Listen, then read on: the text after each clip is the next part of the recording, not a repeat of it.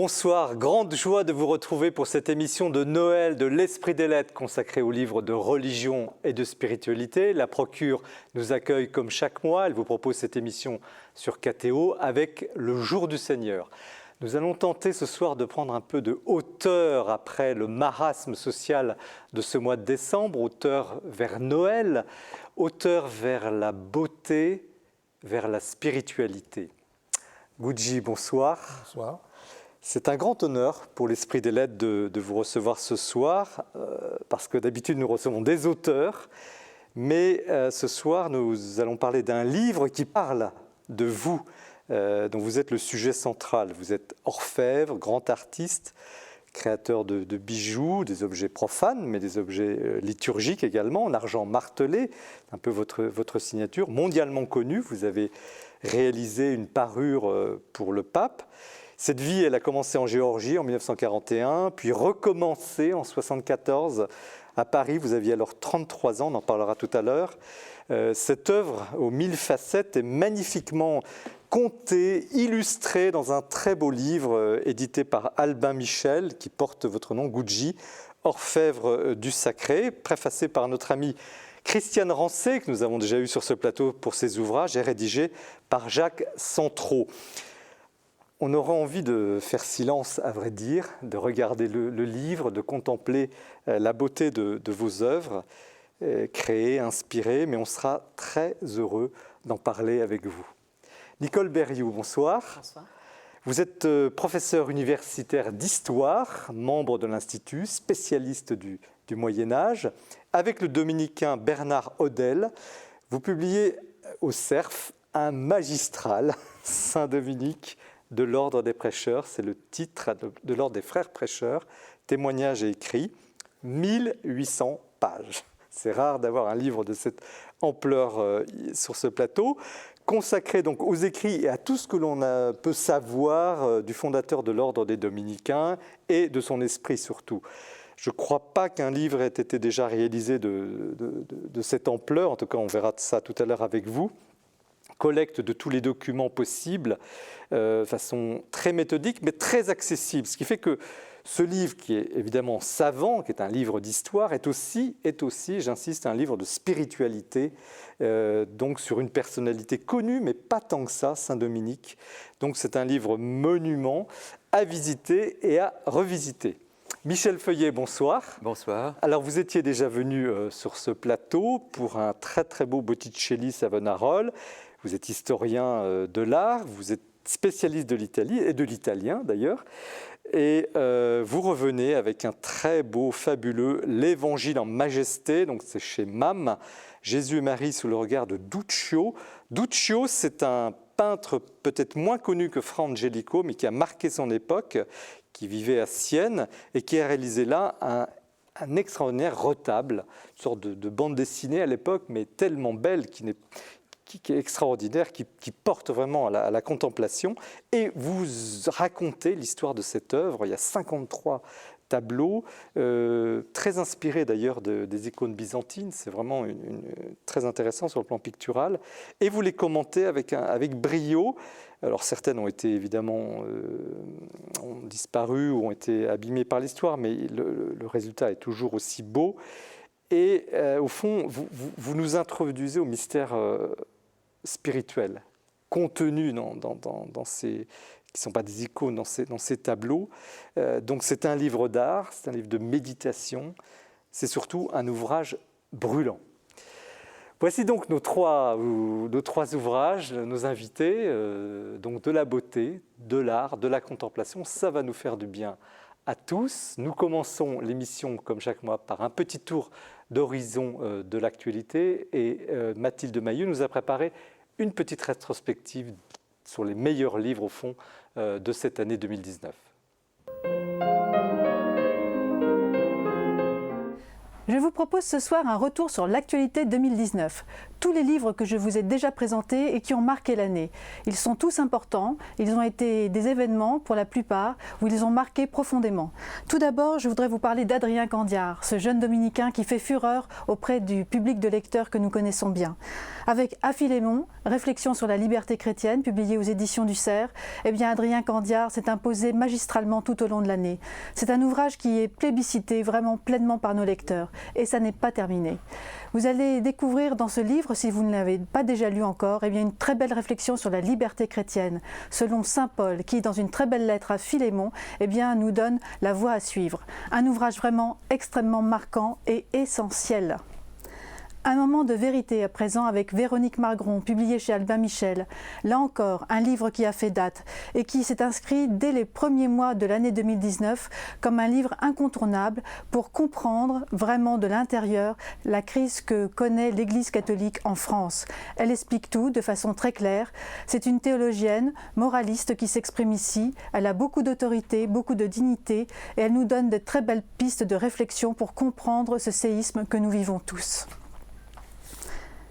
Avec le cardinal Robert Sarrat et Nicolas Dia, Le soir approche et déjà le jour baisse, publié aux éditions Fayard, eh bien là encore, c'est un ouvrage merveilleux qu'il faut lire. C'est un ouvrage grave, là encore.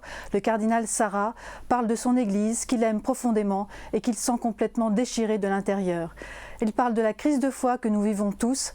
C'est un livre vraiment éminemment spirituel, un livre qui, là encore, fera date, un livre qui est vraiment important pour nous tous, pour comprendre une belle voix de l'Église qui s'exprime avec beaucoup de gravité. À présent, Jésus, encore et toujours, évidemment. Vie et destin de Jésus de Nazareth, publié aux éditions du Cerf, et c'est le bibliste Daniel Marguerat qui s'exprime ici. Ce livre est une véritable enquête policière. C'est un livre à la fois d'historien, de bibliste. C'est un fin spécialiste qui s'exprime ici. Il va tout nous faire découvrir du Jésus que nous connaissons déjà, mais que nous allons découvrir d'une autre manière. Ce livre-là encore a emporté tous les suffrages. Un livre qui s'impose encore pour ces fêtes de fin d'année comme une lecture essentielle. Et puis, pensons aux enfants aussi, avec une édition qui a été très importante cette année, c'est le Youcat pour les enfants, publié aux éditions MAM. Le catéchisme de l'Église catholique pour les jeunes enfants, c'est un ouvrage ludique, formidablement bien illustré, commenté. Le catéchisme pour les enfants, cela existe, et c'est celui de MAM. Et puis, enfin, nous avons vécu aussi une heure très grave cette année, c'est l'incendie de Notre-Dame. Alors, avec Monseigneur Patrick Chauvet, qui a publié Notre-Dame d'Espérance, publié aux éditions Presse de la Renaissance, eh bien, faisons une ultime visite de Notre-Dame de Paris, telle que nous l'avons connue, et telle que Monseigneur Chauvet l'a connue de l'intérieur. Un ouvrage extrêmement émouvant et une lecture, là encore, historique. Et puis, enfin, pour terminer, À Notre-Dame de François Cheng, publié aux éditions Salvator, là encore, une lecture qui vient s'imposer en cette fin d'année, un très grand écrivain qui s'exprime ici avec toute sa profondeur sur Notre-Dame qu'il aime tant. Merci Mathilde pour ce tour d'horizon. Gucci, on vous appelle comme ça, monsieur, on aurait envie de vous dire monsieur Gucci, mais c'est Gucci, mon prénom. Votre prénom, votre nom d'artiste. Il y a une vingtaine de livres, j'ai compté, qui ont été écrits sur vous et sur votre œuvre. Qu'est-ce que cela fait pour un artiste aussi créatif d'être finalement, comme, non pas enfermé, mais réduit à un ouvrage? Est-ce qu'un ouvrage peut vous exprimer finalement? Effectivement, j'ai eu une grande privilège et des chances d'avoir ma vie et de plusieurs ouvrages consacrés de mes œuvres. Voilà, ça c'est le dernier. Et donc, je suis comblé complètement. Parce que qu'est-ce qu'on peut espérer mieux pour un artiste? Alors, vous êtes né en Géorgie, vous avez vécu sous le communisme jusqu'à 33 ans, vous arrivez en France en 1974, c'est raconté dans le livre, il a fallu que le président de la République intervienne pour que vous puissiez rejoindre votre épouse française. Et vous dites que vous renaissez à ce moment-là. C'est parce que c'est un âge emblématique, n'est-ce pas? J'ai toujours dit que c'était mon deuxième naissance. Pourquoi? Parce que j'ai vécu dans ma jeunesse dans le pays. Je ne vais pas même raconter. Tout le monde sait qu'est-ce que ça va dire, ça. Tellement médiocre que j'ai rêvé toujours, retrouver la liberté. Et cette occasion m'a présenté à l'âge de 33 ans. Et j'ai trouvé ma patrie spirituelle, c'est la France. Ma patrie spirituelle, c'est quoi? En 2 mots, c'est Abbaye des Tournai, Madeleine de Vézelay, Abbaye des Conques, toutes les grandes cathédrales qu'on admire. Voilà, c'est ça ma patrie. Et j'ai toujours pensé de faire quelque chose, participer d'une manière ou l'autre, en gloire de ce patrimoine inouï qui est en France. Alors, vous avez été baptisé en cachette, c'est raconté dans le livre. Votre maman s'est arrangée pour vous faire baptiser, votre frère et vous. Et vous avez quand même retrouvé la foi à un moment donné parce qu'on n'a pas reçu d'éducation religieuse. Voilà. Pour un peu expliquer le contexte de l'époque, Staline, pour les raisons purement pragmatiques, réouvert quelques églises en 1943. Ce n'est pas dans la guerre. Pour les raisons simples, pour monter ce patriotisme russe. Effectivement, il ne s'est pas trompé. Les gens ont participé de cette guerre patriotique. Ils ont donné tout ce qu'ils possédaient pour l'Église. Voilà. Donc, cette période anticléricale qui était dans toute l'année 30, l'Union soviétique était assouplie. Mais mes parents ont eu tellement peur, parce qu'ils ont vécu toute cette période de terreur, qu'on ne parlait pas un mot de religion. On ne possédait pas l'évangile, rien. C'était tabou plus total.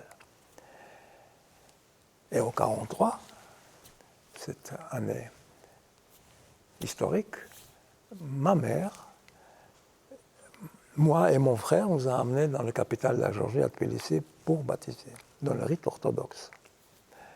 Mon père ne savait pas. Parce que mon père était médecin, il était chef de l'hôpital militaire.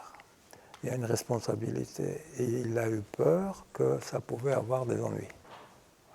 Et seulement, comme la guerre est terminée, ma mère a avoué et nous a baptisés. Très bien. Voilà. Et vous avez été frappé par une visite dans une église. Voilà. Et après, c'est terminé. On ne parlait pas non plus. Il y a une seule église dans la ville portuaire où je suis né, sur le bord de mer Noire, une seule église orthodoxe, ancienne église grecque. Et tous les orthodoxes, les Géorgiens, Russes, Grecs, ils réunissaient tous dans la même église. Notamment les personnes âgées, parce que les propagandes soviétiques pensaient qu'avec disparition de cette génération, la religion va être aussi disparaître, tout simplement. J'ai osé d'entrer parce que c'était sur le chemin des conservatoires de musique que ma mère m'a inscrit. Et la première image qui m'a frappé, c'était la peinture murale. J'ai vu un homme barbu, une tunique, qui marchait sur les vagues. Qu'est-ce que c'est cette image complètement surréaliste? J'ai resté longtemps et une dame âgée qui était présente ici, qui vendait les cierges, il m'a dit, tu sais qui est ce monsieur? Monsieur? Je dis non, il s'appelle Jésus.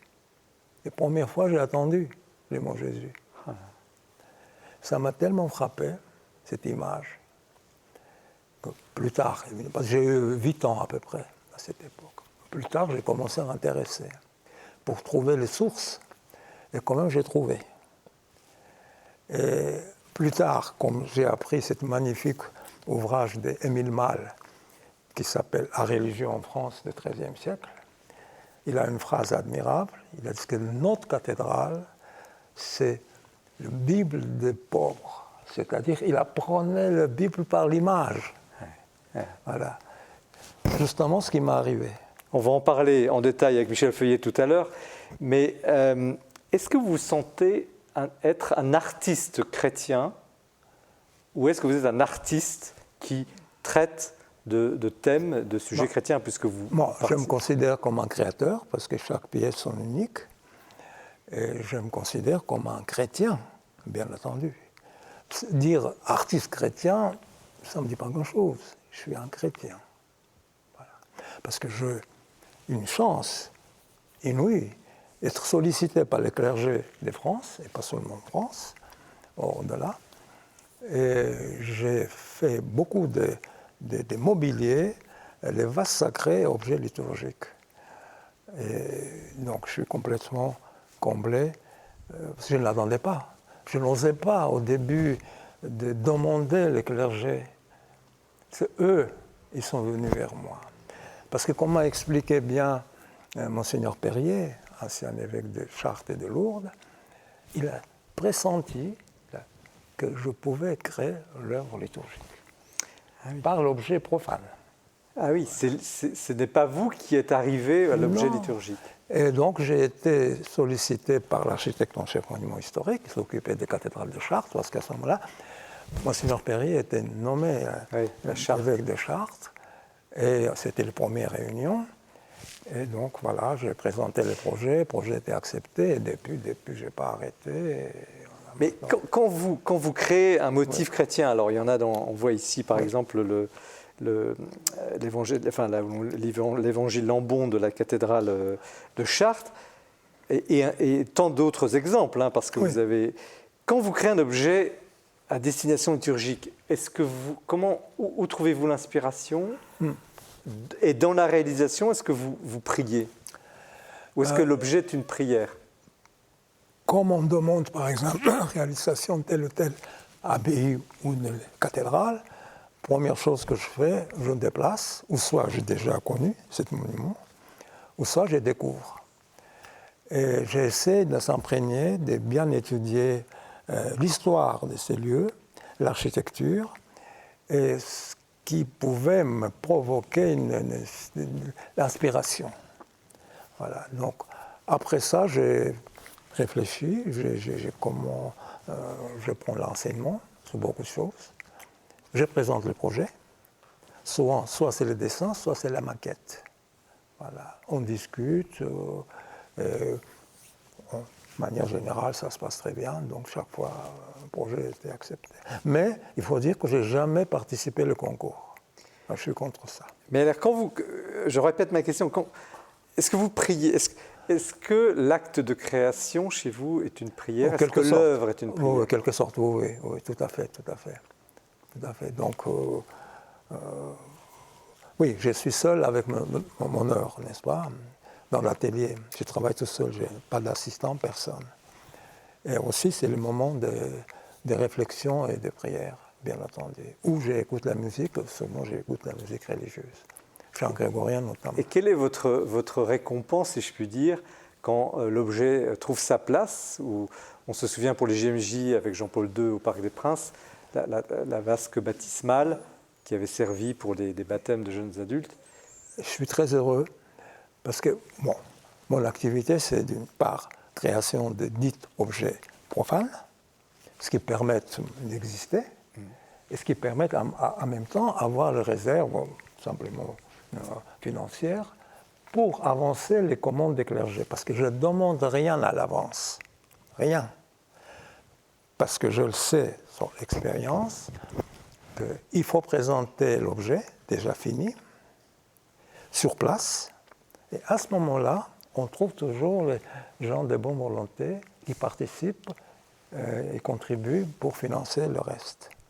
Voilà. C'est toujours... Il ne faut jamais présenter les dessins et de parler, même pas. À ce moment-là, le clergé, il prépare les petits dépliants avec explication et souscription. Et jusqu'au moment où vraiment c'était... Même plusieurs fois, ils ont reçu plus que c'était prévu et j'ai fait encore d'autres choses. Dites-moi, alors les questions de goût sont toujours discutables, évidemment. Mais est-ce que l'Église n'a pas un peu oublié le beau ces dernières années, dans les années 70, où là, vous parlez de Monseigneur Perrier qui a eu l'audace finalement de vous demander. Absolument. Et d'ailleurs, les autres évêques ensuite suivaient cet exemple. Ouais. Et c'est vrai, j'ai essayé d'étudier ce qui se passait en France, surtout cette époque, fin des années 70, après la consigne Vatican II. et l'événement de mai 68.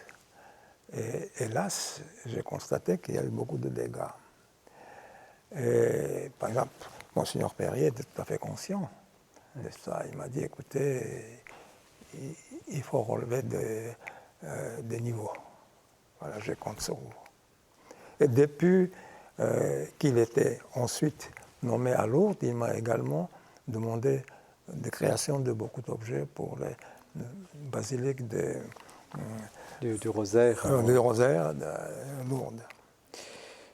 Qu'est-ce que vous en pensez, Nicole Berrioux? Est-ce que on a un peu oublié, on parlera évidemment du Moyen-Âge tout à l'heure, mais est-ce que finalement cette fonction du beau a été un peu gâchée, galvaudée? Est-ce que des œuvres comme celle de Gucci réaniment en quelque sorte le sens du beau dans l'élévation spirituelle?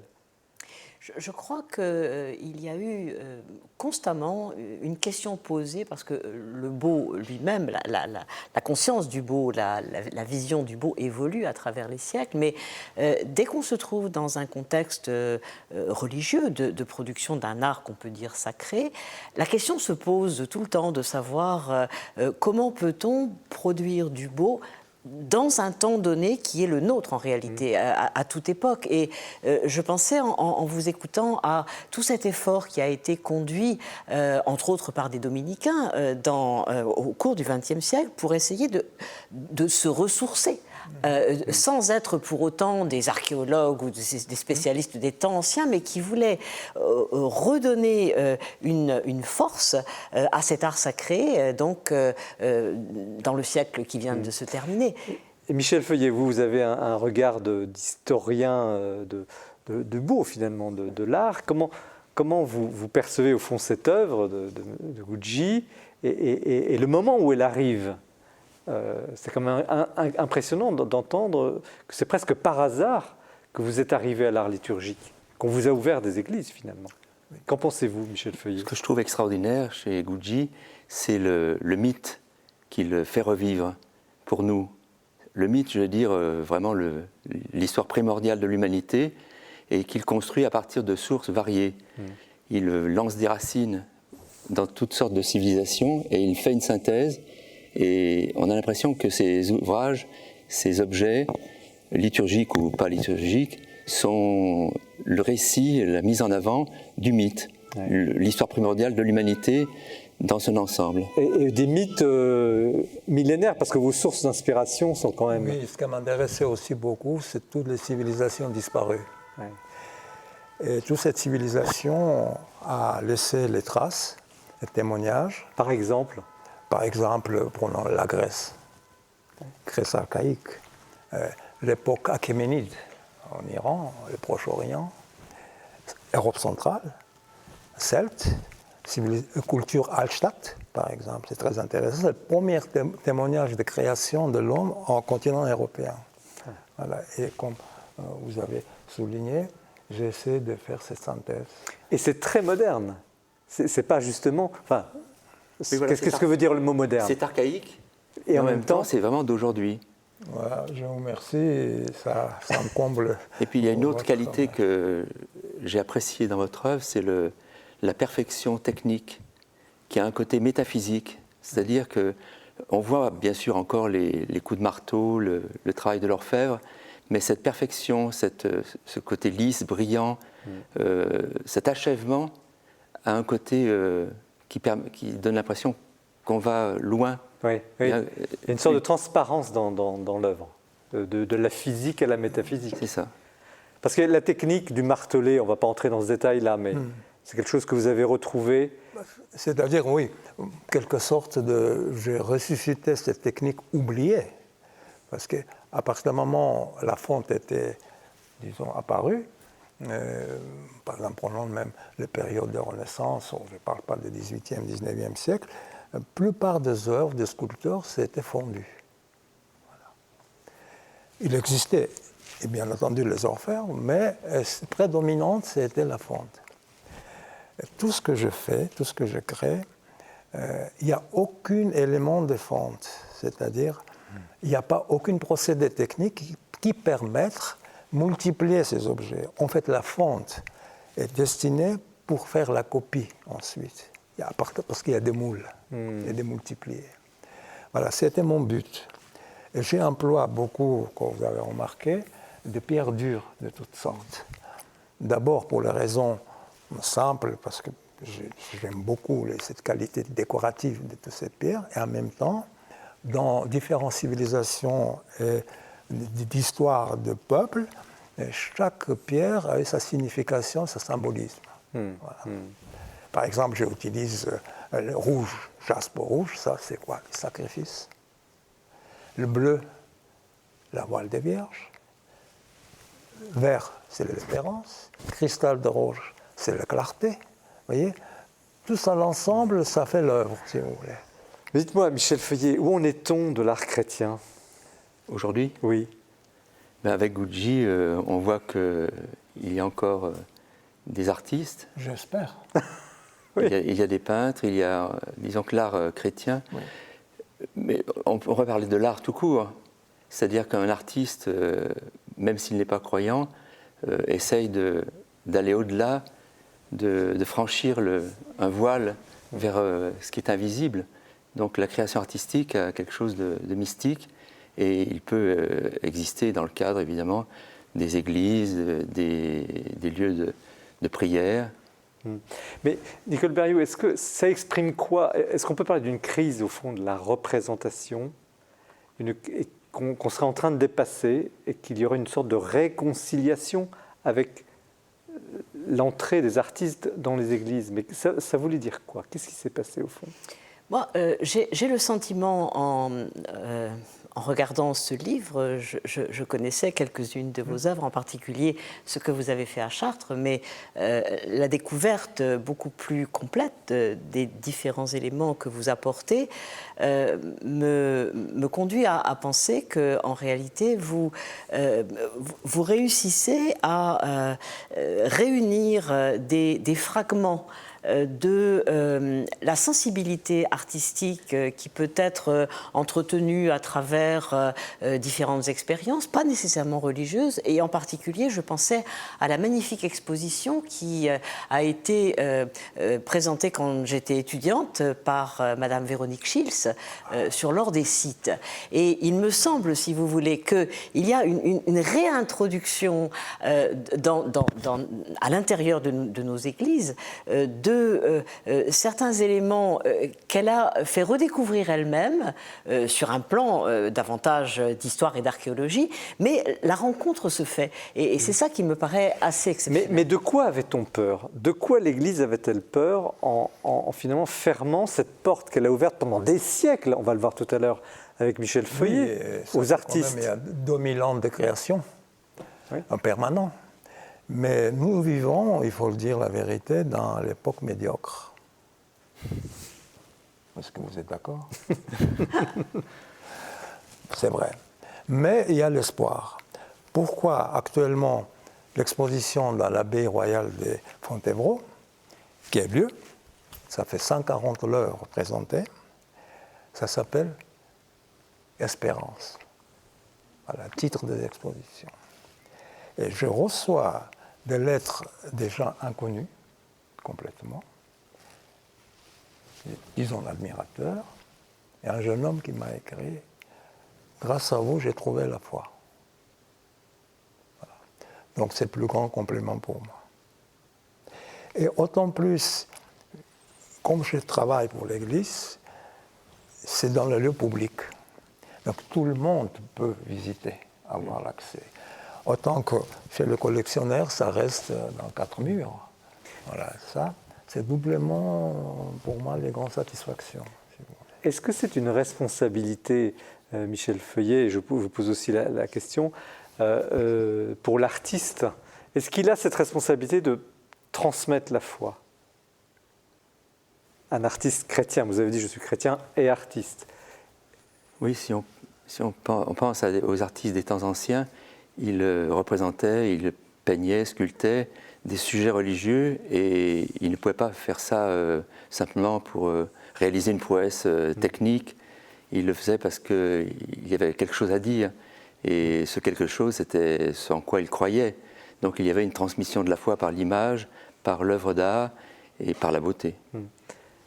Est-ce que c'était une gamme possible d'expression? On va voir des intellectuels, des grands pasteurs, des grands prédicateurs tout à l'heure avec vous, mais l'artiste qui ne parle pas, qui peint, qui sculpte. Oui, mais précisément ce que Gucci rappelait tout à l'heure quand il citait le livre d'Émile Malle disant que toutes les images sont la Bible des laïcs ou des illettrés, on disait l'un ou l'autre, mais c'est une très vieille histoire. Au fond, c'est Grégoire le Grand, le pape Grégoire le Grand le premier, qui a déclaré cette chose. On a un peu simplifié, mais enfin l'idée était quand même là, et je crois que ça correspond tout à fait à une place accordée à celui qui sait traduire avec des formes, des couleurs, ses mains, son corps en réalité, qui sait traduire l'indicible. Et finalement, pendant des siècles, nous l'oublions aujourd'hui, mais pendant des siècles, c'est ça qui a transmis l'essentiel de la foi. Et je dirais que votre propre expérience que vous évoquiez d'entrer dans une église et de voir cette image et de vous interroger sur ce que c'était, nous trouvons dans des textes médiévaux, par exemple, je connais un texte de prédicateur qui raconte qu'à l'âge de 8 ans, il est entré dans une église, qu'il a vu un vitrail et qu'il n'a pas compris. Et ce n'est pas une vieille dame qui s'est approchée de lui, comme dans votre cas, mais c'est un jeune garçon qui est venu le voir et qui lui a expliqué le sens de l'image. C'était le vitrail du bon samaritain.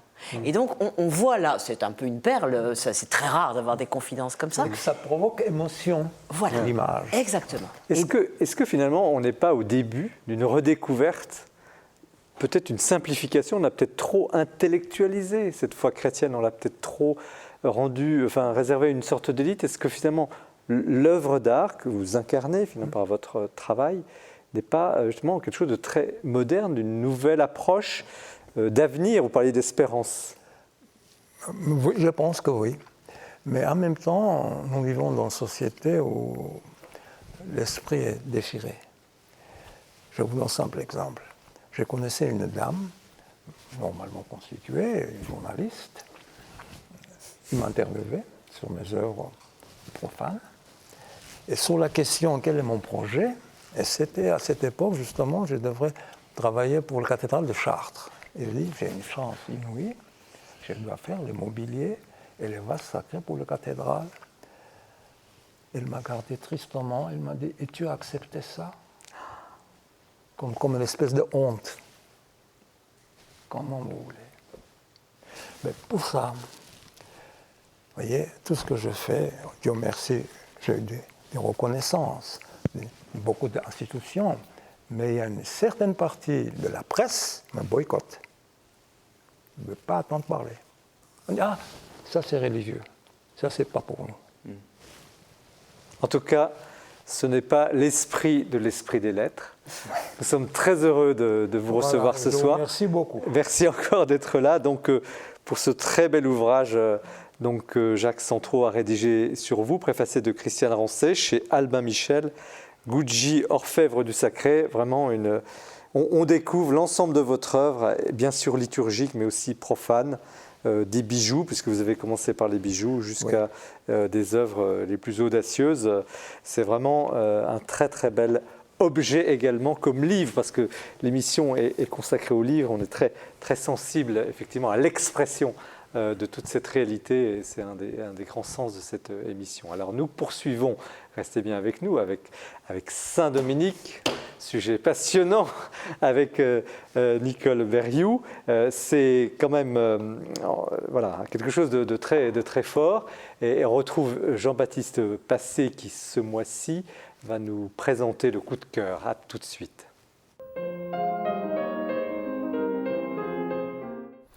Pour terminer l'année, je partage avec vous mon coup de cœur pour la réédition de 2 textes de Jacques Maritain que les éditions Salvator ont eu l'excellente idée de réunir et de nous proposer. Vous connaissez la vie, les recherches et la conviction que cet important intellectuel chrétien du XXe siècle, philosophe, il était également professeur, il a été nommé ambassadeur de la France au Vatican et c'était un proche de Paul VI. L'ouvrage ici regroupe 2 textes du chrétien engagé dans la vie politique. Nous sommes au milieu des années 30. La France est polarisée entre deux forces politiques opposées. Le nationalisme contre le communisme, l'Action française contre le Front populaire. Dans le premier texte, qui est une tribune co-signée par de nombreux intellectuels, Jacques Maritain appelle ses contemporains au discernement. Il pousse les catholiques à faire leur examen de conscience entre ces deux forces politiques.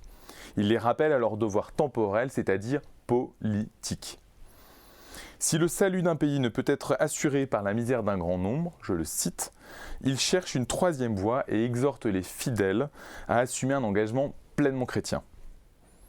Le contexte actuel est naturellement très différent, mais le texte et surtout la clairvoyance de Jacques Maritain résonnent aujourd'hui avec une pertinence tout à fait exceptionnelle. Il donne des pistes pour refonder le capitalisme, il nous alerte à ne pas subordonner le politique à l'économique, et puis surtout à placer la dignité humaine au cœur de notre projet de société. Dans une langue pétrie d'intelligence, il souligne aussi que les chrétiens ne peuvent pas tout attendre du pouvoir temporel. Il affirme sa foi en ce qu'il appelle les moyens pauvres, c'est-à-dire simplement l'action quotidienne de chacun dans sa vie privée et au sein de son propre foyer. Finalement, c'est ce que 70 ans plus tard, le pape François nous exhorte à faire avec Laudato Si. La seconde lettre sur l'indépendance est dans la même veine. Avec la même passion, le même talent, il place l'engagement de chacun, à commencer par celui des philosophes, comme essentiel au débat politique. C'est donc un livre enthousiasmant qui permet de découvrir ou de redécouvrir Jacques Maritain et puis de relire l'actualité difficile avec un recul certain. En somme, c'est un excellent cadeau de Noël chargé d'espérance. Merci Jean-Baptiste Passé pour cette évocation de Jacques Maritain. Nous poursuivons cette émission de Noël, très belle émission, très haute émission, avec Nicole Berrioux qui présente, avec Bernard Hodel, le co-auteur du livre, un Saint-Dominique très imposant, Saint-Dominique de l'Ordre des Frères Prêcheurs, témoignage écrit aux éditions du Cerf, 1800 pages. Alors, Nicole Berrioux, avant de parler de l'ouvrage, un tout petit mot sur vous. Vous êtes médiéviste, comme on dit. Voilà. Racontez-nous en quelques mots votre vie, votre carrière. Même le mot ne vous plaira pas. Mais... Non, pas trop. En réalité, je suis depuis toujours spécialiste d'histoire religieuse. J'ai orienté mes recherches sur la prédication médiévale, parce que j'ai découvert qu'on pouvait réfléchir à cet objet de recherche en considérant que c'était l'un des grands moyens de communication dans la société.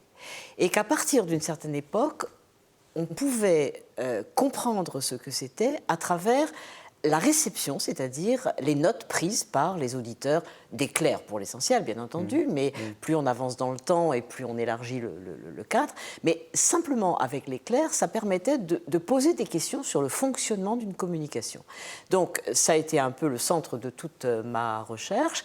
J'ai eu la chance d'enseigner dans l'enseignement supérieur à peu près pendant toute ma carrière. Donc d'abord à Paris, à la Sorbonne, puis à Lyon, où j'étais professeur. Et j'ai eu la chance de poursuivre pendant 5 ans dans un très grand laboratoire qui est ici à Paris, mais qui est un laboratoire national en quelque sorte, qui s'occupe des manuscrits médiévaux et qui valorise les manuscrits médiévaux que Gallica ne valorise pas. Le reste est fait par l'Institut de recherche et d'histoire du texte. Gallica, pour les non-initiés. Pardon ? Gallica, c'est... Alors, Gallica, c'est le site qui permet d'accéder à la prodigieuse richesse patrimoniale de la Bibliothèque nationale de France et qui récolte aussi un petit peu à côté sur pas mal de choses, mais le centre, c'est vraiment la Bibliothèque nationale. Et alors, Saint-Dominique, comment l'avez-vous rencontré ? À travers les manuscrits ou s'il y a une autre histoire Saint-Dominique est fondateur d'un ordre de frères prédicateurs, donc je ne pouvais pas l'ignorer,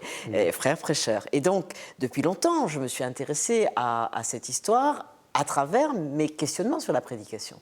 Et puis, il se trouve que depuis une quinzaine d'années, l'idée a germé qu'il était temps de revenir aux sources sur des grandes figures, comme en particulier François d'Assise. Ça a commencé comme ça. Il y a eu donc... Dominique est très modeste, car ce que nous appelons dans notre langage le totum des franciscains, c'est 2 fois plus. Oui, il y aura peut-être un deuxième volume, non ? Peut-être dans 10 ans, quand on aura trouvé d'autres textes, mais pour le moment, il y en a beaucoup moins que pour François. Et donc, dans ce projet, qui a été un projet des éditions du Cerf, on a commencé donc par le Totum franciscain dirigé par Jacques Dallarin, et on termine aujourd'hui par le Totum dominicain, qui a d'abord été un travail collectif d'échange, de traduction avec un groupe de personnes dont beaucoup avaient travaillé d'ailleurs au Totum franciscain, et qui s'est terminé par une mise en place et un achèvement en quelque sorte, introduction, annotation, carte, index, etc., que nous avons pris en charge, le père Odel et moi. Quand vous dites Totum, ça veut dire qu'on est censé trouver tous les textes de Saint-Dominique, mais il y en a très peu, si j'ai bien lu, et tout ce qu'on a pu écrire jusqu'à une certaine époque. Quels sont vos critères de sélection dans le temps et critères de sélection des textes? Parce qu'on découvre aussi qu'il y a des textes qui sont plus ou moins achevés, il y a entre ce qui est des versions contradictoires, enfin, c'est foisonnant. Ça foisonne, absolument. Et c'est l'intérêt aussi de l'ouvrage, de voir comment l'histoire peut se construire ou se déconstruire. Voilà, c'est exactement ça. C'est-à-dire que nous avons pensé qu'il était extrêmement important de demander à tous les lecteurs d'aujourd'hui de faire ce petit effort de dire c'est pas construit, c'est nous qui allons construire avec ce qu'on nous donne. C'est l'atelier de l'historien. De même qu'il y a un atelier de l'artiste, c'était l'atelier de l'historien. Et nous savions, parce que nous n'étions pas les premiers à chercher, que Dominique n'avait quasiment pas laissé d'écrit, ce qui est incroyable. 3 lettres. 3 petites lettres, et encore, parce que Bernard Guy, qui a été rendu célèbre par le célèbre roman du nom de la rose, Bernard Guy a pris le temps, en tant qu'historien, de les copier. Ce ne sont pas des autographes de Dominique, on les a par une tradition qui... authentifiée tout de même. Authentifiée, absolument. Absolument, y compris le sceau qui existait au départ. Donc voilà. Mais ce n'était pas... Le sceau avait été conservé. Mais comment avez-vous fait pour être sûr d'avoir le Totum, comme vous dites? Alors non. Je suis sûr, si j'achète cet ouvrage, je l'ai, que j'ai tout Saint-Dominique. Ce serait bien prétentieux de dire que c'est un nom de guerre, en quelque sorte, entre nous. Mais en réalité, nous n'avons pas voulu le mettre sur la couverture. C'est une proposition faite d'élargir constamment les outils à partir desquels on peut réfléchir à ce qu'on connaît de ce personnage. Puisqu'il n'y a que 3 lettres de lui, il faut prendre tout le reste. Il faut faire parler tous les gens qui l'ont connu, qui ont rêvé de lui, qui ont entendu parler de lui, etc. Alors vous avez fait l'inventaire de tous ces gens, le procès de canonisation également, enfin tout ce que vous avez pu rassembler sur lui. C'est cela, mais nous ne partions pas de rien, parce que là aussi, un travail très considérable avait déjà été fait avant nous, et la dernière entreprise du genre est l'œuvre d'un dominicain, le père Marie-Imbert Vicaire, qui a lui-même été professeur à Fribourg,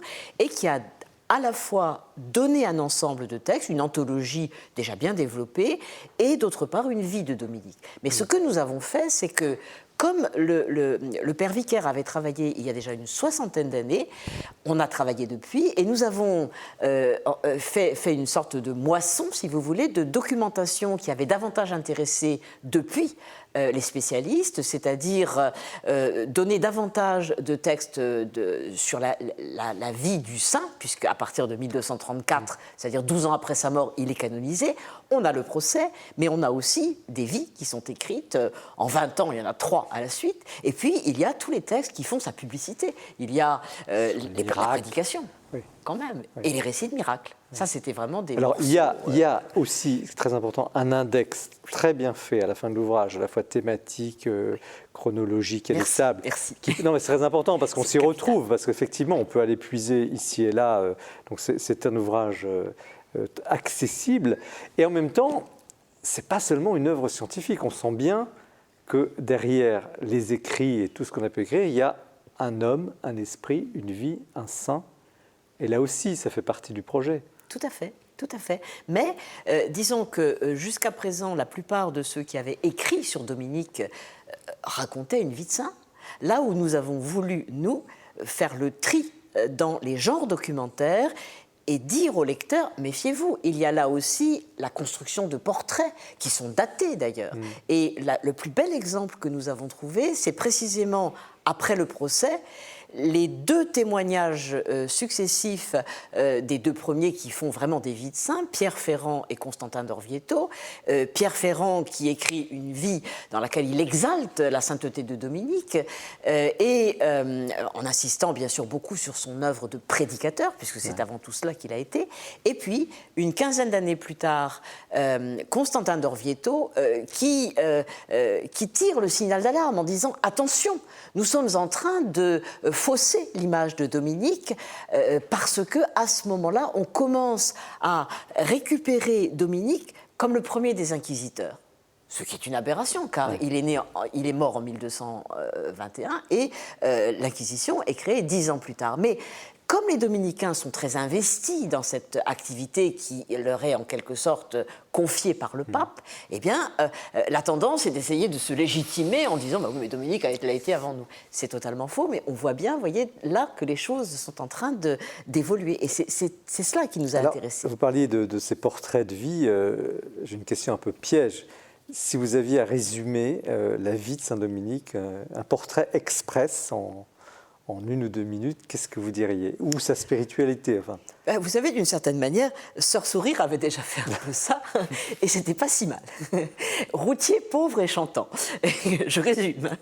Mais en réalité, Routier, c'est ce que nous montrons sur la couverture. C'est-à-dire, c'est un homme en marche. C'est un homme, même quand il prie, il est en marche, c'est-à-dire que ici nous le voyons sur la route, hein, donc routier sans aucun doute et routier aux pieds nus, car quand il est en ville, il porte des chaussures par sens de la vie sociale à l'intérieur des villes, mais quand il est sur les chemins, comme ici, il a les chaussures au bout du bâton. Donc c'est un routier et c'est un homme qui avance, dont l'itinéraire n'est pas gagné d'avance, qui construit les choses petit à petit, mais qui les construit avec une discrétion et une intelligence à la fois si extraordinaire qu'à sa mort, il laisse déjà un ordre largement constitué et qui représentera, je dirais, une modernité extraordinaire parce qu'il va vers les gens, parce que ce sont des gens savants, les dominicains, mais ils vont parler sur les places, sur les routes. Ce ne sont pas seulement des prédicateurs, mais des gens qui savent bavarder avec les gens et il faut toujours qu'ils aient quelque chose à leur dire dans les longues itinérances qu'ils font. Et je dirais qu'il est chantant aussi parce qu'il n'y a pas de prière sans chant et que le chant liturgique pour lui c'est aussi quelque chose d'essentiel. Et là il y a un aspect aussi que j'ai découvert, c'est les fameuses, je ne sais pas comment dire, les positions de prière. Alors, il y a un petit graphiste d'ailleurs très ancien, on voit les façons de prier en son corps. Je ne vais pas décrire, vous pourrez le découvrir en le lisant, mais on a l'impression qu'on était très à l'aise avec le corps, peut-être plus qu'aujourd'hui, dans la façon de prier à l'époque. Alors, il y a toujours eu une réflexion sur le corps, et on le sait depuis l'Antiquité chrétienne, avec les orants, par exemple. Les prostrations aussi étaient très importantes. Au Moyen-Âge, il y a les génuflexions, qui sont partagées par tous. C'est vraiment un geste médiéval, la génuflexion. Mais pour Dominique, c'est beaucoup plus riche. Ce sont toute une série de positions que l'on voit à travers les dessins ou les miniatures. Et je crois qu'il faut faire attention au fait que Dominique est un homme du XIIIe siècle. Et qu'en ce XIIIe siècle, à l'encontre de tous ceux qui nient la valeur de la matière, en quelque sorte, et Dieu sait s'il a été en contact avec eux à travers toute sa prédication en albigeois, dans le sud de la France, eh bien, face à tous ces gens qui nient la matière et le corps, Dominique fait passer sa prière à travers le corps. Et c'est quelque chose d'essentiel qu'il n'a pas inventé. Il y a même un traité qui a été écrit quelques années plus tôt, à la fin du XIIe siècle, par un des chanoines de Notre-Dame de Paris, maître parisien, qui porte aussi sur les gestes de la prière. Mais Dominique donne une ampleur extraordinaire parce qu'en même temps, ceux qui témoignent, c'est pas lui qui écrit, mais ceux qui témoignent de sa prière expliquent toute la signification spirituelle diverse et essentielle parce que c'est un homme de prière, avant tout. Et donc, on le voit à travers ce traité. Alors, messieurs, comment vous réagissez à la fois au sujet, au livre, à l'entreprise? Michel Feuillet, vous êtes... Je trouve que c'est un très beau cadeau que vous nous faites. Nous avons un nombre de textes très très importants, des textes connus, d'autres moins connus, d'autres qui sont véritablement une découverte.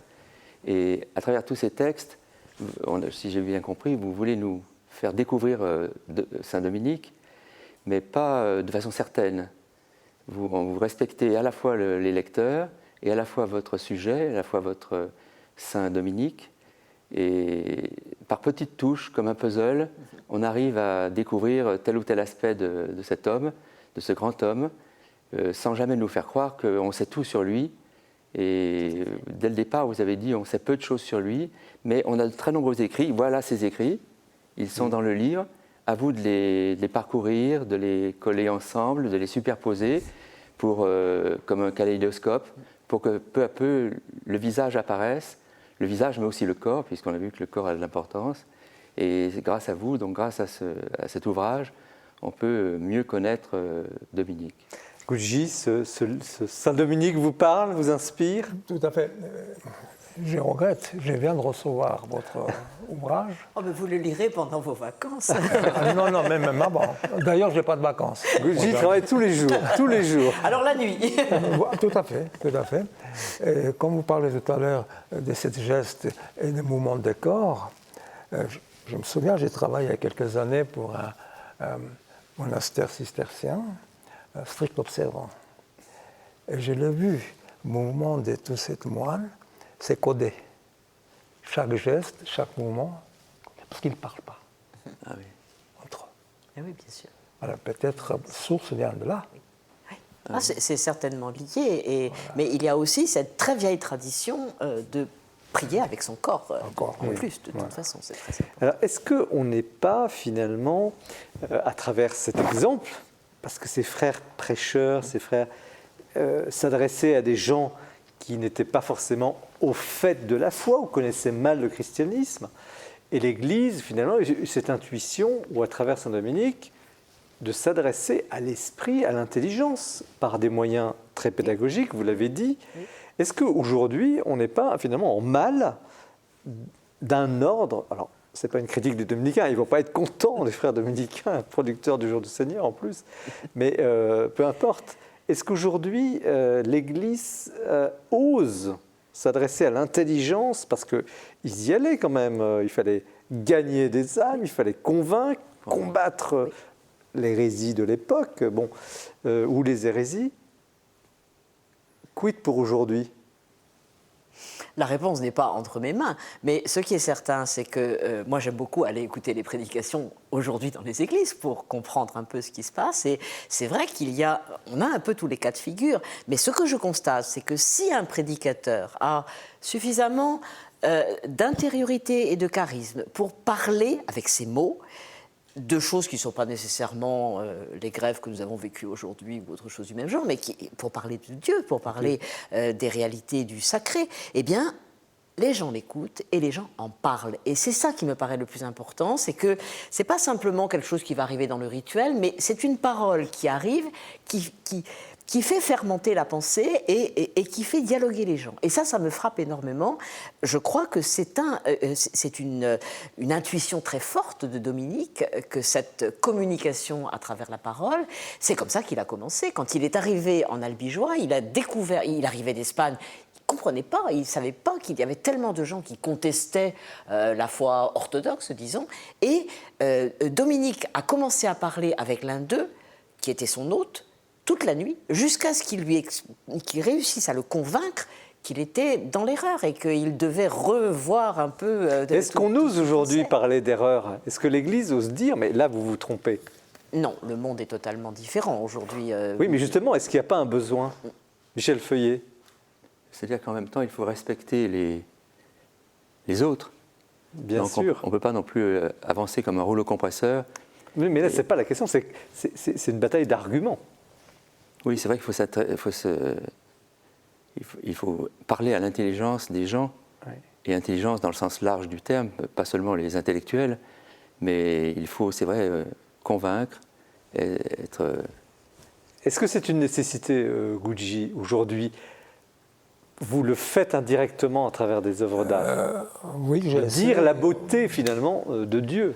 J'essaie, à travers de mes œuvres, d'intéresser les gens plus en plus. Et comme je vous ai dit tout à l'heure, comme je reçois de lettres des gens qui sont admiratifs de mes œuvres. Simple exemple, il y a une dame qui m'a écrit qu'elle a découvert qu'elle a hérité de ses parents en argent. Elle voulait me donner. pour faire l'œuvre liturgique. Voilà. Il m'a envoyé une énorme quantité de couverts. Effectivement, j'ai transformé cet argent en plaques et j'ai fait notamment reliquaire de 100 fois l'abbaye de Conques, une nouvelle reliquaire. Mais évidemment, j'ai informé cette dame, était très heureux. Donc vous osez exprimer Dieu à travers votre art. Mais est-ce qu'aujourd'hui, je repose ma question, les théologiens, l'Église en général, c'est un peu aussi le sens de cette émission, osent suffisamment à l'image de Dominique? Répondre à la question est extrêmement difficile.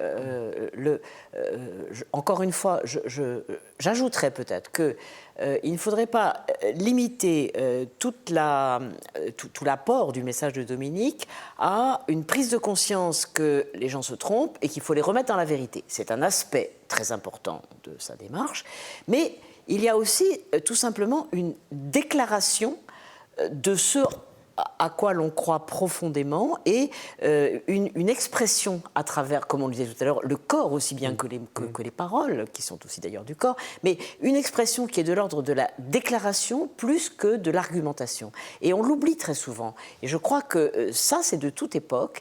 Et je pense que l'Église devrait se ressourcer à cela en pensant que parler avec les mots des gens, et surtout des mots qui portent de la poésie, qui portent de la créativité, eh bien, parler aux gens, mais en parlant du fond de soi-même, pas un cours d'université, vraiment en déclarant ce à quoi l'on croit, je crois que oui, ça c'est absolument quelque chose qui devrait guider les démarches actuelles. Alors j'ai une petite question perfide à vous poser quand même. Oui. On aura envie de vous entendre prêcher parce que vous êtes une femme. Je sais, oui.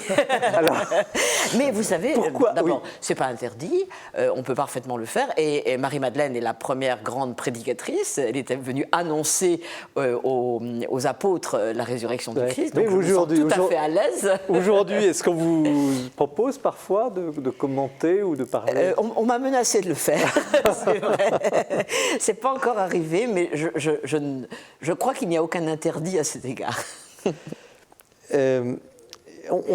Ça pose aussi la question on l'a un petit peu abordé, la question de la transmission, parce que c'est un sujet, je pense que vous qui nous regardez, et je sais que c'est un sujet qui vous parfois vous angoisse, comment transmettre cette foi reçue à nos enfants, à nos petits-enfants, et là, avec justement ce thème de la prédication de Saint Dominique, qui est un peu un maître, un des grands maîtres du christianisme dans la façon de transmettre. On le verra tout à l'heure avec l'artiste Duccio, c'est une autre façon de transmettre. Mais comment aujourd'hui, quelles leçons aujourd'hui on pourrait tirer de cette expérience pour la transmission à des plus jeunes générations?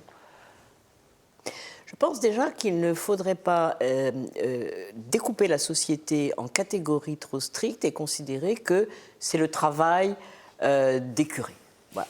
Ça, c'est la première chose. Parce que j'étais très frappée d'entendre votre témoignage tout à l'heure disant qu'au fond, vous n'aviez jamais rien reçu immédiatement de vos parents, alors que moi j'avais l'idée, qui m'a été inculquée, que pendant toute la période communiste de votre pays, la foi était restée vivace grâce à la transmission immédiate des parents aux enfants. Dans la clandestinité. Dans la clandestinité. Et ça, je crois que c'est quelque chose aussi qu'il ne faut jamais oublier. C'est pas dans les moments où on va aller écouter le sermon que ça va se passer, c'est tout le temps. Et la foi est très forte à ce moment. Oui. Très profonde. Très profonde. Michel Feuillet, sur ce thème de la transmission, vous êtes professeur aussi. Comment, aux plus jeunes générations, aux adolescents, on parlait de foi, par exemple. mais aussi on peut transmettre cette foi sous une forme culturelle. Parce que je me suis rendu compte avec mes étudiants, il y a beaucoup de choses qu'ils ne savent pas, il y a des notions qu'ils n'ont même pas imaginées, et ils savent peu de choses sur le christianisme. Donc on peut aussi avoir une approche purement culturelle. Alors ça peut peut-être être mal perçu par les gens qui ont vraiment la foi chrétienne, mais on pourrait déjà transmettre aux jeunes, aux nouvelles générations, le christianisme en tant que culture, ce qui est déjà quelque chose. C'est ainsi que j'ai écrit plusieurs petits livres dans cette collection pour donner quelques notions.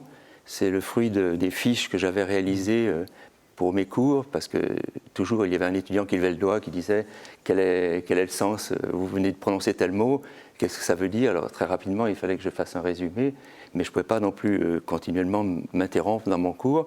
Donc j'ai réalisé certains petits ouvrages donc alphabétiques qui permettent de transmettre cette culture. Ouais. Mais évidemment, ce n'est pas de l'ordre de la foi.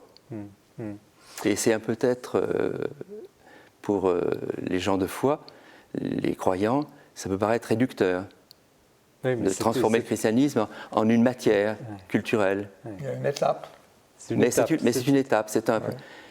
Si on a la culture chrétienne, on peut franchir le pas de la foi. Si on n'a pas la culture chrétienne, ben c'est peut-être une première marche que l'on a. Alors, dernière question, parce que le temps passe, nous allons passer à l'ouvrage de Michel Feuillet et rester bien avec nous.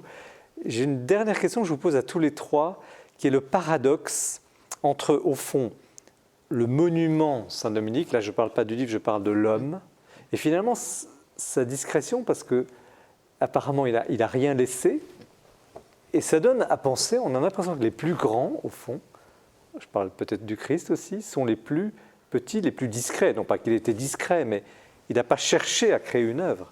Et pourtant, il reste. Oui, et je crois que parmi ces intuitions, il y a aussi celle qu'on réalise beaucoup de choses à plusieurs. Et la grande découverte qui a été imposée au cours des dernières années, c'est que l'ordre dominicain est une œuvre collective, c'est-à-dire que dès la naissance, il n'y a pas un seul fondateur, ils sont plusieurs.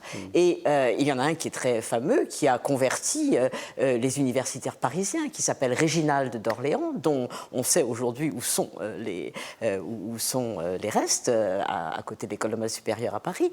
Mais il n'était pas seul, Dominique. Dominique a envoyé ce Réginald, et il y avait aussi Jourdain de Saxe qui lui a succédé, il y avait son évêque Diègue qui était là avant lui, qui lui a donné l'idée de... Ouais. Donc c'est Michel Feuillet, paradoxe entre la grandeur et finalement une forme d'humilité.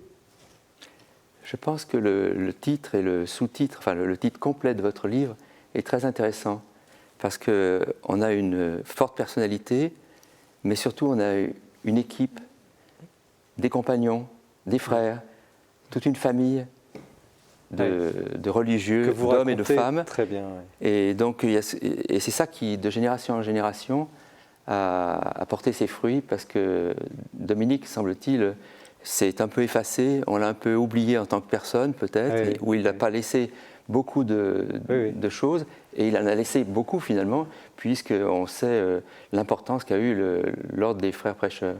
Gucci, en quelques mots, en quelques mots, ce paradoxe entre la grandeur, finalement l'œuvre que l'on laisse, et puis l'humilité de la vie. Vous savez, j'ai plus grande vénération pour un peintre français, Nicolas Poussin. Il a écrit à son collectionneur « J'ai rien négligé ». Et pour moi, c'est devenu, si vous voulez, une devise de ma vie. Pour moi, c'est un exemple. Il ne faut rien négliger, il faut aller jusqu'au bout, modestement. Et si c'est reconnu, tant mieux. Tant mieux. En tout cas, merci Nicole Berrioux pour cet ouvrage et Bernard Hodel qui n'est pas ici sur le plateau mais qui co-signe cet ouvrage. Saint-Dominique de l'Ordre des Frères Prêcheurs, témoignage écrit aux éditions du Cercle. Nous continuons l'émission avec un zoom qui nous est proposé par Bertrand Deschamps. Vous ne serez pas étonnés, c'est Noël. Ça va porter sur les beaux livres, d'autres beaux livres. A tout de suite.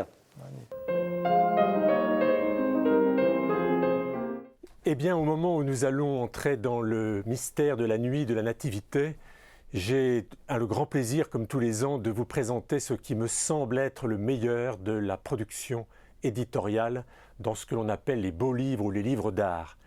Et puis, impossible de ne pas commencer par La Vierge à l'enfant, les hautes figures de l'amour, un très beau livre aux éditions Citadelle avec une préface de Comte Sponville qui balaye un peu toute l'histoire de l'art occidental, comment on a représenté ce moment magique, cette relation charnelle entre la mère et son fils.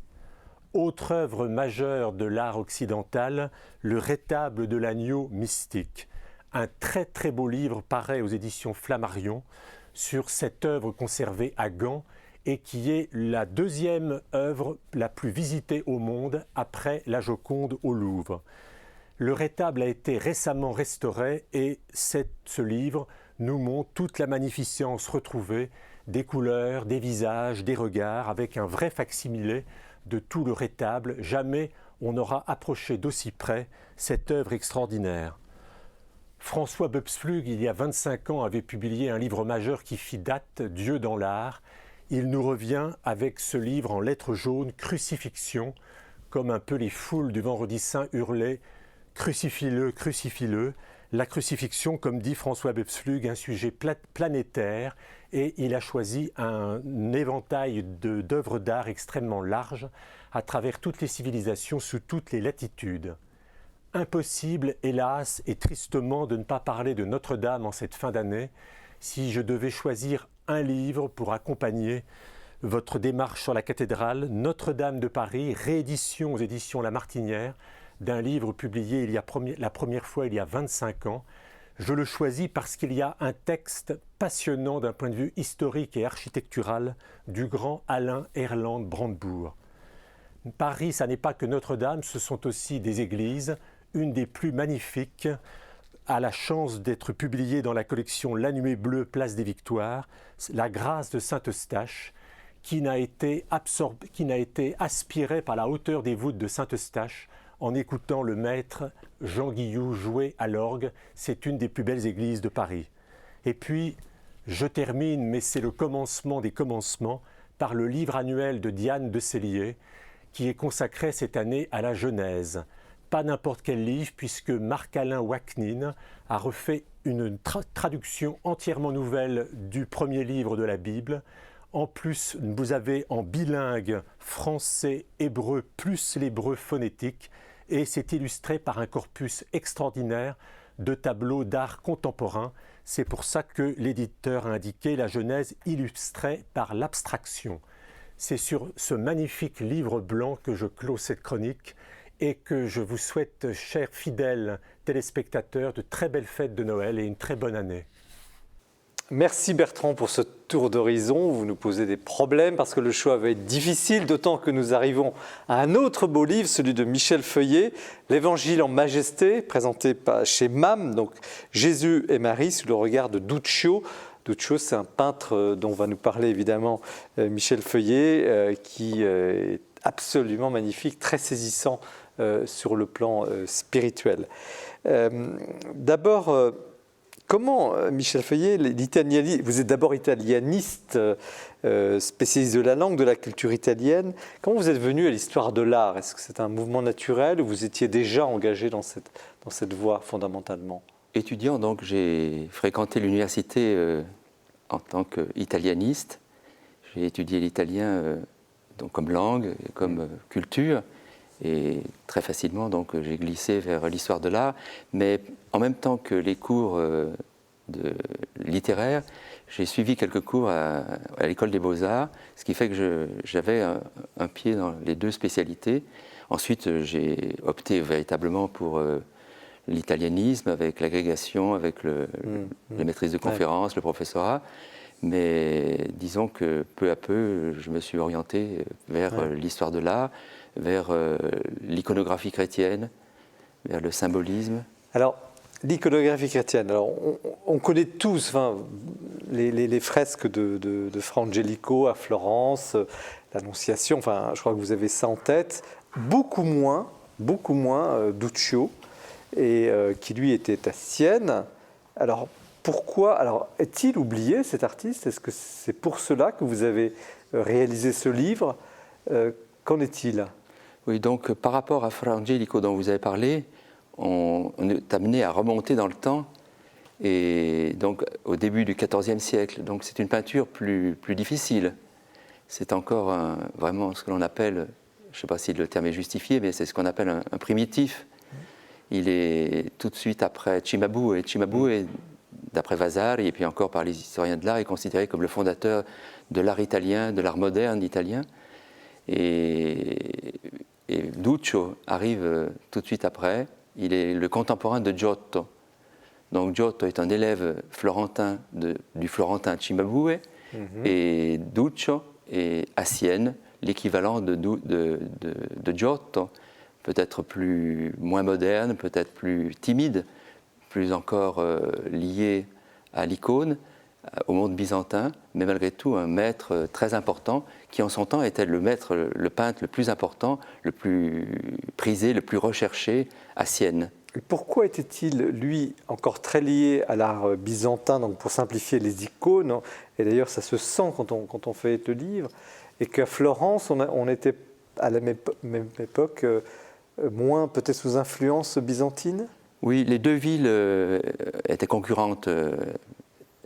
Elles se battaient, il y avait des batailles entre l'une et l'autre ville pour des raisons de territoire, mais il y avait aussi une concurrence en termes de culture, en termes d'architecture.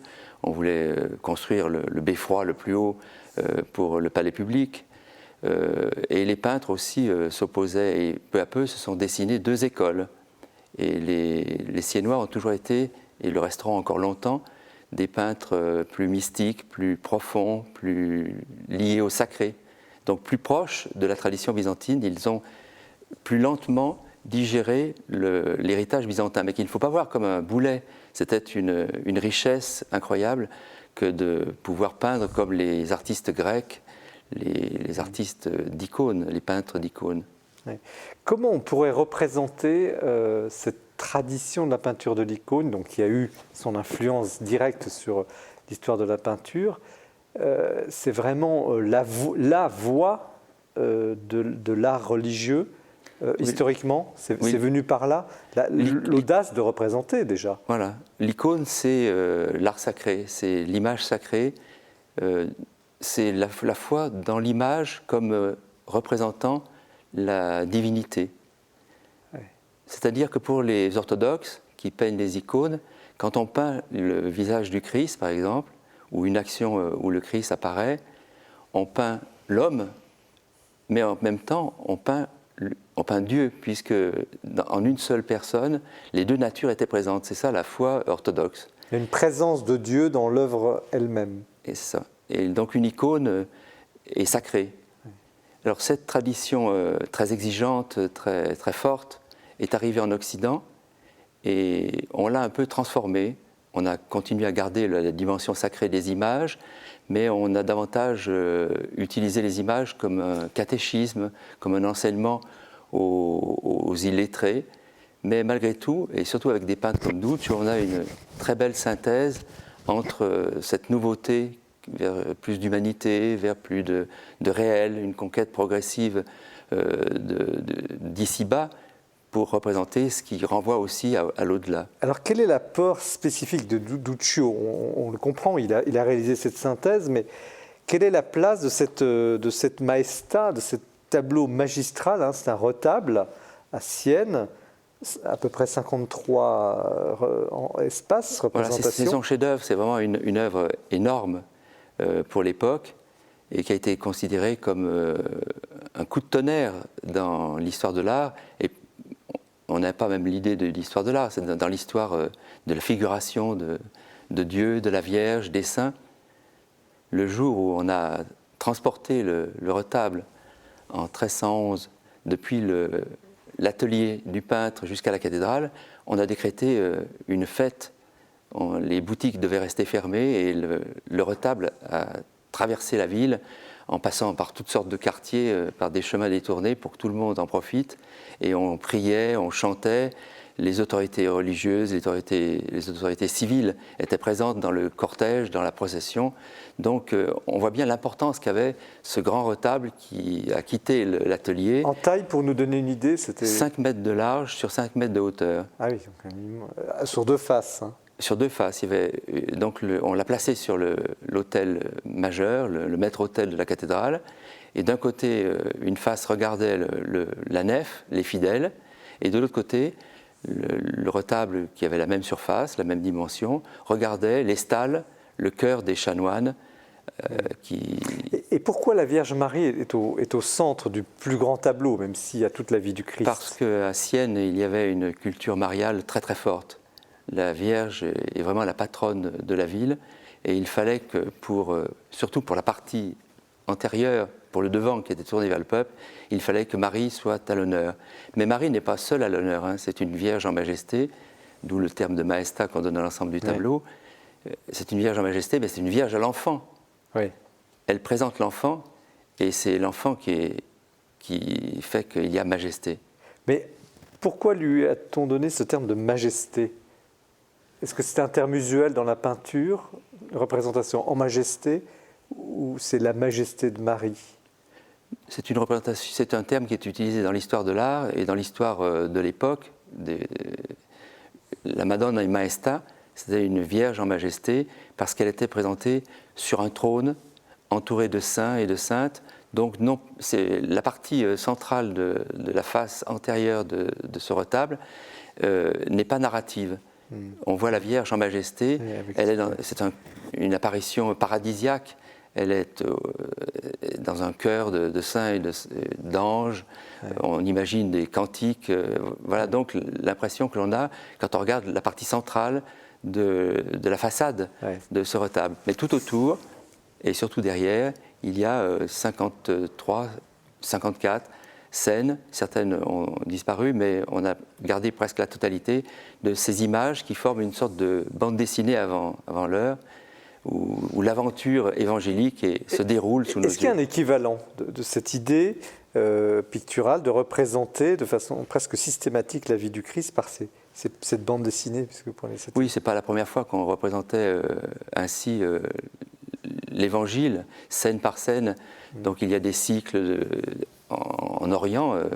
Les peintres d'icônes ne peignaient pas seulement sur des planches de bois. Mais en Europe, c'était une...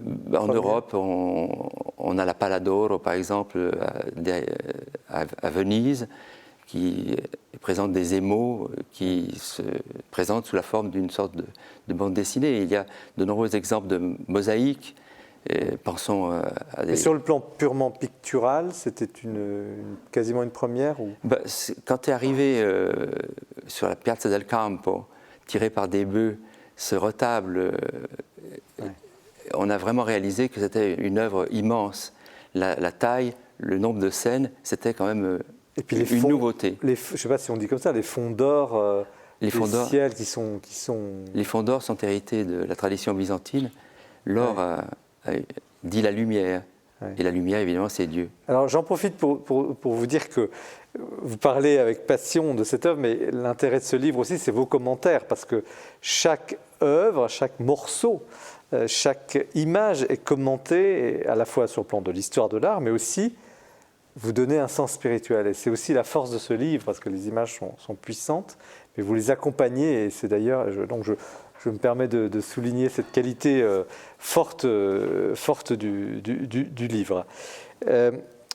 Est-ce qu'il y a quelques mots sur l'histoire de cette commande? Parce que vous le dites un petit peu, mais ça ne tombe pas du ciel, une commande pareille. À l'époque, c'était quelque chose de considérable.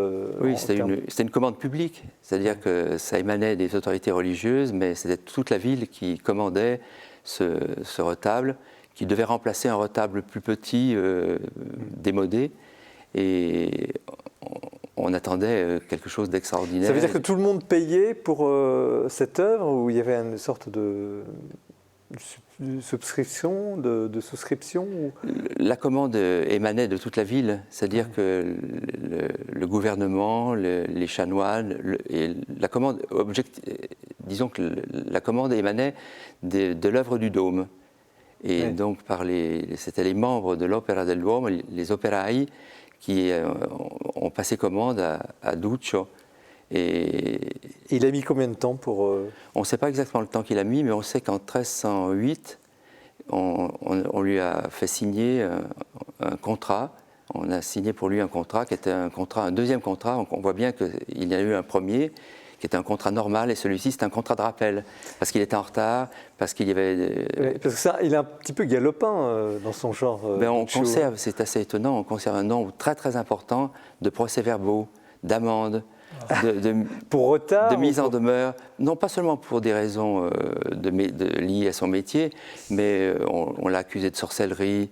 Il avait un côté anarchiste, et c'est assez étonnant de voir que dans la documentation historique, on découvre un homme un peu marginal, asocial, et en réalité, il y avait aussi le peintre qui a réalisé ce chef-d'œuvre très profond, très senti, un acte de foi, et puis un sens de l'ordre qui contraste avec le désordre de sa vie.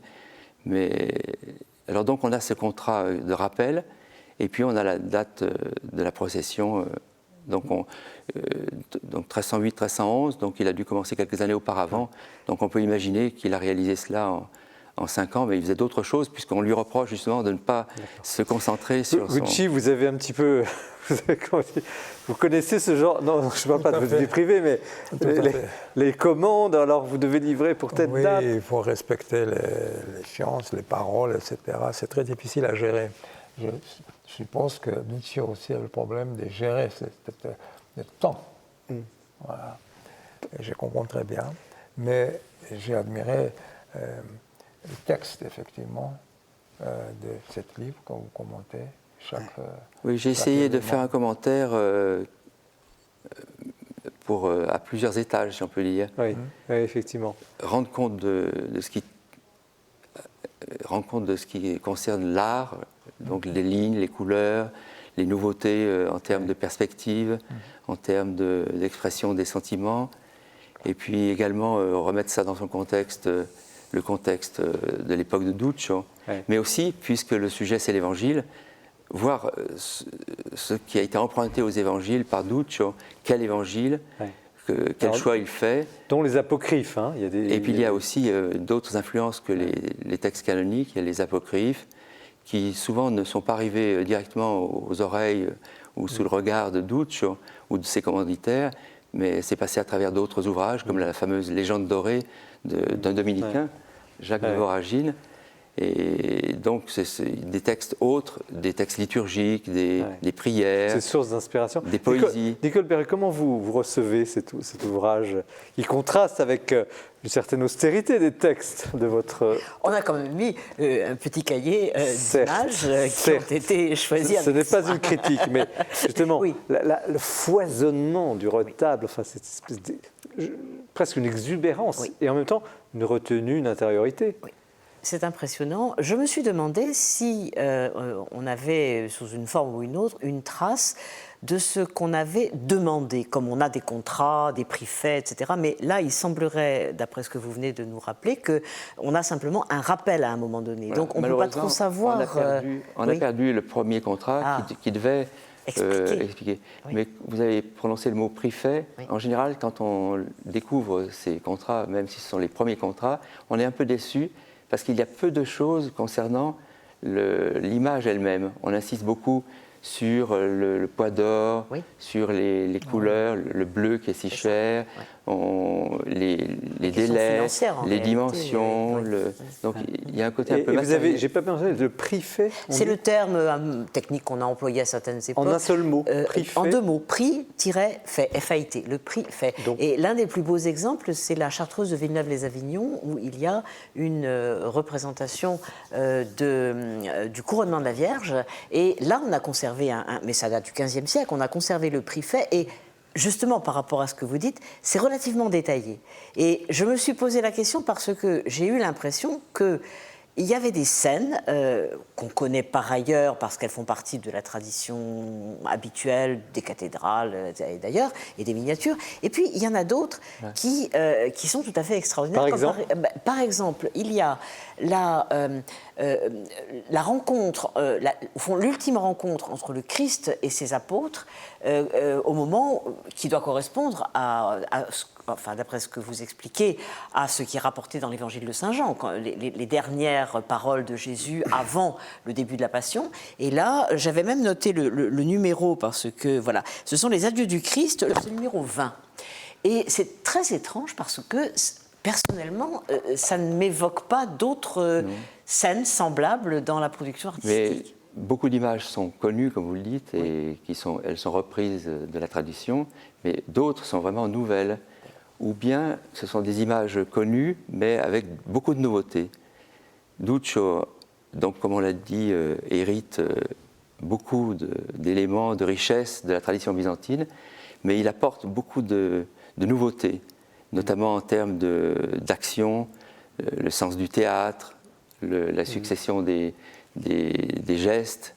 On a l'impression parfois, quand on voit une scène, qu'il y a un arrêt sur image sur un moment de la scène, et on imagine ce qui a eu lieu avant, et il y a toujours la potentialité d'un devenir. Donc ça s'insère dans un processus temporel, avec aussi, on exploite aussi l'espace. Et puis des détails, vous décrivez bien le détail qui va montrer, qui va porter l'attention sur justement cette action. Ce détail peut être un peu prosaïque, comme par exemple on voit les pieds nus de Saint-Pierre au moment du premier reniement, qui se chauffe au feu dans la cour du palais du grand prêtre Anne. Le coq évidemment du troisième reniement. Dites-moi, quelqu'un qui voudrait aller à Sienne aujourd'hui, voilà, après Noël, s'il y a des trains, on va aller à Sienne. Qu'est-ce qu'il voit? Est-ce qu'on peut le voir dans son ensemble ou est-ce qu'il a été décomposé, découpé? Alors ce retable a été déplacé, c'est-à-dire après 2 siècles d'existence à l'endroit pour lequel il a été fait, il a été déplacé, on l'a remplacé à la fin du XVe siècle par un autel, un retable plus moderne en bronze et en marbre, et on a mis ce retable encadré de bois doré, comme on peut l'imaginer, on l'a mis dans un coin de l'église de la cathédrale de Sienne. Et puis le temps a passé, et au XVIIIe siècle, on l'a même découpé. On l'a découpé en autant de scènes qui le composaient, et ces différents morceaux, on les a accrochés ici ou là dans l'église. Et ça a favorisé une dispersion, puisqu'on a donné, ou peut-être que ça a été volé, ou on a vendu. Aujourd'hui, qu'est-ce qu'on voit? Alors aujourd'hui, ce retable est en pièces détachées, si l'on peut dire, c'est un peu prosaïque de dire cela, mais c'est cela. Et on le voit dans le musée de l'œuvre du Dôme, qui est un musée qui est juste à côté de la cathédrale. Mais autrement, les autres pièces se trouvent à Alors Londres, il y a quelques pièces qui se trouvent, l'Annonciation se trouve par exemple à Londres, à la National Gallery, à Washington. Il y a des pièces mineures qui se trouvent dans des universités américaines, chez des particuliers. Mais disons que 90% des œuvres, enfin, je ne sais pas si on peut parler de pourcentage, mais une grande partie des œuvres se trouve dans ce fameux musée de l'œuvre du Dôme. On monte à l'étage et on arrive dans cette salle où il y a une lumière tamisée, et c'est vraiment une apparition. Parce que le terme convient, parce que la première fois que j'ai vu cela, j'avais 18 ans. Ah oui. J'ai été séduit par la mise en image, par la muséologie, et puis surtout par la beauté et le contenu de ces images. Vous nous la rendez très bien, c'est vraiment une découverte, une redécouverte. C'est un bon cadeau. C'est extraordinaire. Mais tout à l'heure, on a eu cette discussion à propos des textes de Saint-Dominique entre ce qui est écrit et la réalité, qui n'était peut-être pas aussi belle que les hagiographies qui ont pu être rédigées. Est-ce qu'on a le même phénomène pour l'œuvre d'art? Est-ce que, au fond, le divin, l'irreprésentable, l'inimaginable est représentable? Et je vous pose la question, Gucci. Difficile à répondre, parce qu'effectivement, jusqu'en nos jours, arrive l'œuvre qui était soit mutilée, déformée, etc. Comme vous dites, c'est actuellement difficile à reconstituer cette retable, n'est-ce pas?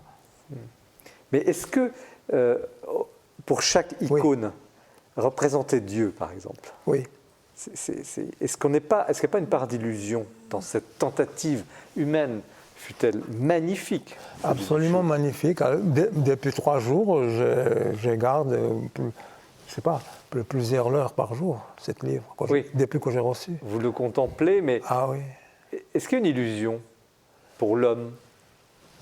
Ben oui, c'est une œuvre humaine. Oui. Le support, c'est du bois. Un peintre a pris des ingrédients et avec une technique qu'il maîtrise très bien, il a réalisé une chose qui reste matérielle. Mais malgré tout, c'est une image. Et une image, c'est pas seulement des pigments, c'est pas seulement du vernis, un support. Il y a quand même autre chose. Tout à fait au-delà. Nicole Berriou. Je me demande aussi dans quelle mesure il ne faut pas garder l'idée que c'est un récit, que ce n'est pas... Enfin, bien sûr, votre propos a été de mettre l'accent sur chacune des scènes et ce qu'il y a dedans.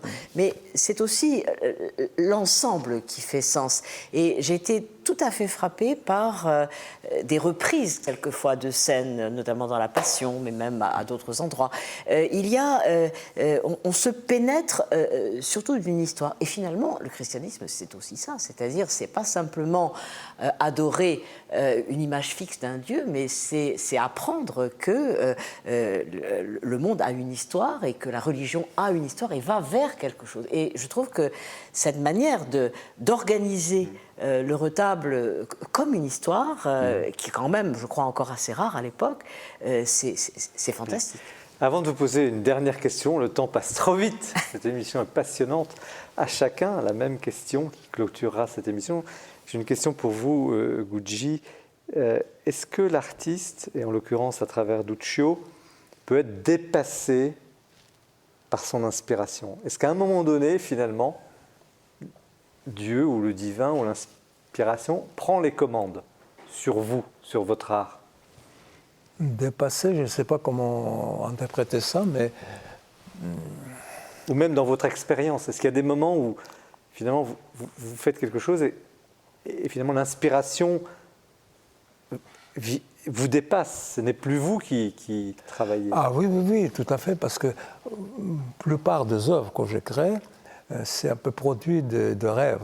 Je vois la nuit. Voilà, j'essaie le lendemain de matérialiser ces rêves. Donc ça me dépasse effectivement, comme vous dites, ça au-delà de mes pensées, parce que dans la journée, je ne pense pas du tout. Ça revient la nuit. Voilà, comme ça, j'essaie de... Ce serait une belle conclusion de cette émission, parce que Noël, c'est une forme d'humilité, mais un dépassement humble. Et je vous pose la dernière question à chacun de cette émission. Merci de répondre brièvement, essentiellement, votre message de Noël cette année, à chacun, pour nos téléspectateurs. Qui commence? Espérance. Paix. Chemin. Espérance, paix, chemin. Voici une forme de vœu pour cette fête que nous vous souhaitons chaleureuse. Merci surtout de votre attention à cette émission, de votre fidélité. Nous nous retrouvons évidemment en janvier. Vous retrouvez l'Esprit des Lettres sur le site de KTO à tout moment, comme vous le voulez, par petits bouts. Usez-en, abusez-en. Parlez aussi de l'émission et des livres autour de vous. Vous la retrouvez aussi sur les sites, évidemment, de la Procure et du Jour du Seigneur.